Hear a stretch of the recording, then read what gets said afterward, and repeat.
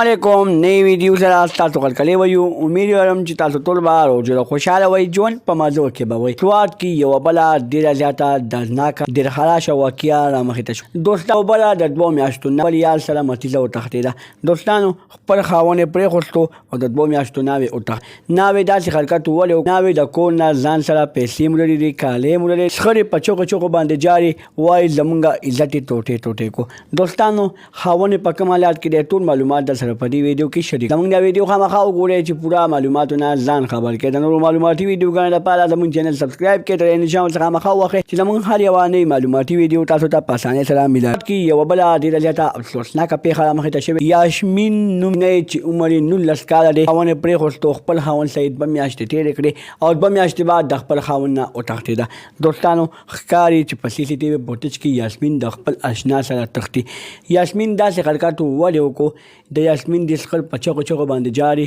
وایي زمونږ د عزت جنازه یې وباسله زمونږ په دې کلي کې یو عزت و هغه عزت زمونږ انګور زمونږ نه خراب کو وایي موږ نه په پیسو باندې یو نه په کالي باندې یو موږ خپل عزت ته خپل بچکوټو لپاره داسې حرکت موږ نه و کړی موږ تر اوسه پورې زمونږ لوریانو چا نه وي لیدلي او دې ناوې موږ سره داسې قسمه حرکت وکړو دوستانو خاوند یې په اسپتال کې پروت دی خاوند ته یې ډراپونه شروع دي خاوند یې په اوش کې نه راځي خاوند په کومه کې تللی دی خو تر اوسه پورې د هغه ناوې په خاوند باندې زړه نه دی سوځېدلی د خاوند هر څه به یې کتلي وي د خاوند ویډیوګانې په سوشل میډیا باندې وایرل شوي دي د هغه ناوې په زړه کې داسې یره نه راځي دوستانو شخړې په چغو چغو باندې جاري